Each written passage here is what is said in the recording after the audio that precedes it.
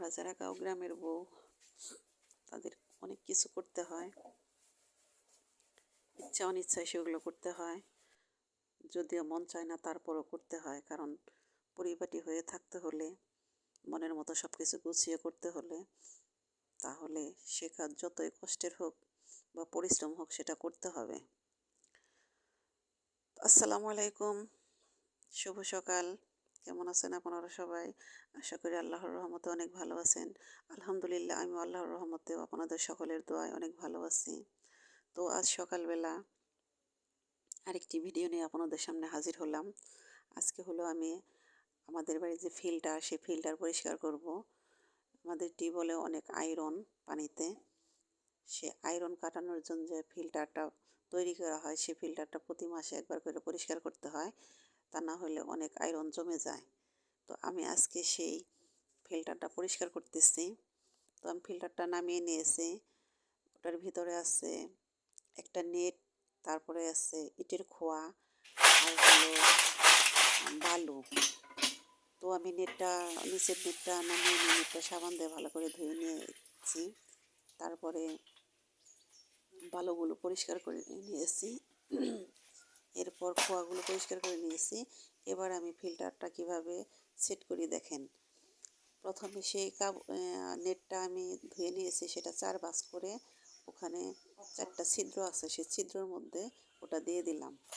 এরপর দিয়ে দিব খোয়া, যে খোয়া আছে ওগুলো দেওয়া ছিল, সেই খোয়াগুলো আমি একে একে সুন্দর করে বিছিয়ে দিতেছি। খোয়াগুলো দেওয়া হয়ে গেলে তার উপরে দিয়ে দেবো বালু।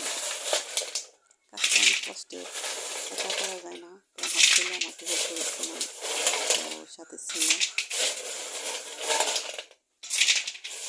ভাবতেছি কয়েকদিন ধরে যে ফিল্টারটা পরিষ্কার করবো করে আর করা হয় না, আজকে করেই ফেললাম।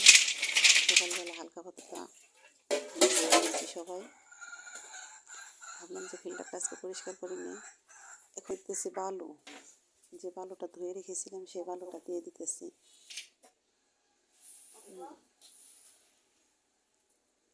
এই ফিল্টার করে সমস্ত রান্না ফিল্টারের পানি দিয়ে করতে হয়। বৃষ্টির দিনে ভাতের মধ্যে বৃষ্টির পানিটা ব্যবহার করি, যতদিন থাকে সব কাজে ফিল্টার করে করতে হয়। বন্ধুরা, গোসলের জন্য ফিল্টার করতে হয়, তাহলে কাপড় চোপড় একদম আয়রনে ঢেকে যায়। তো সব কিছু ফিল্টার করেই করতে হয়, খাবার পানি, রান্নার পানি, এগুলো ফিল্টার। তো আমি ফিল্টারের পানিটা দিয়ে দিতেছি। এখন কেবল ফিল্টারটা ধোয়া হয়েছে, সে কারণে ওই ফিল্টারের ছিদ্রটা বেশি পানি পড়তেছে। সে কারণে আমি ওই যে শোলা, পাটখড়ি শোলা, ওইটা ভেঙে ভেঙে ওই ছিদ্রের মধ্যে দিয়ে দিতেছি। ওই শোলাটা কয়েকদিন থাকলেই ওই পানিটা আবার সুন্দর হয়ে পড়বে, তখন ওটা আমি ওখান থেকে ফেলে দেব। তো যেদিন ফিল্টারটা পরিষ্কার করা হয় সেদিন ওই ছিদ্রগুলোর মধ্যে ওই খড়িগুলো দিতে হয়। তো আমি সেটাই দিয়ে দিতেছি, দিয়ে পানিগুলো একবার দুবার দেবো, তাই পানিগুলো একদম ফিল্টার হয়ে বের হবে। তো আমাদের এটা অভ্যাস হয়ে গেছে, এখন আর কিছু মনে হয় না, তো না করে কোনো উপায় নেই।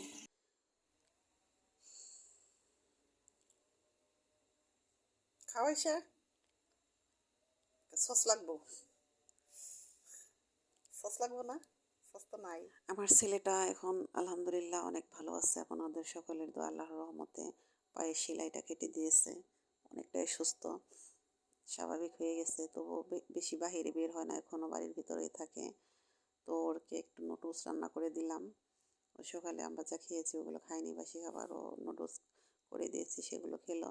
এখন রান্না করব ডাল ভাত, তার জন্য আমি সব কিছু গুছিয়ে নিয়েছি। ডাল ভাত এটার স্পেশালভাবে আপনাদের দেখানোর কিছুই নেই, এটা সবাই পারে।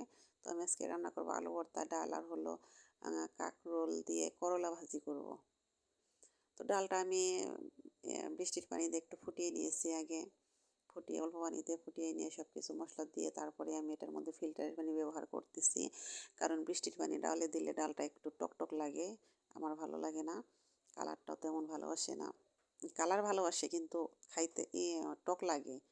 বৃষ্টির পানি তো এমনিতেই নোনতা, কিন্তু ফিল্টার করা পানি দিয়ে যদি কিনা ডাল দেই তাহলে সে ডাল আর ফুটে না, এই হলো সমস্যা। তো বন্ধুরা, গ্রামের সাদামাটা রান্না বাড়া আপনাদের সাথে শেয়ার করলাম, কথা বললাম, ভালো লাগলো।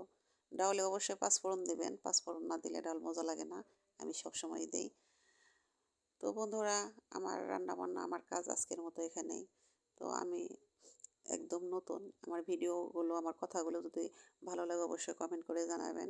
অবশ্যই আমার ভিডিওগুলো লাইক দিয়ে দেখবেন এবং অবশ্যই সাবস্ক্রাইব করে দিবেন, কারণ আপনারা সাবস্ক্রাইব না করলে, কমেন্ট না করলে আমি এগোতে পারবো না।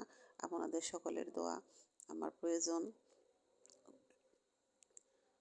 তো বন্ধুরা, আজ এ পর্যন্তই। আগামীকাল নিয়ে আসবো অন্য কোনো এক ভিডিও নিয়ে আপনাদের সামনে। তো আপনারা সবাই ভালো থাকবেন, সুস্থ থাকবেন, আমাদের জন্য দোয়া করবেন। আসসালামু আলাইকুম, আল্লাহ হাফিজ।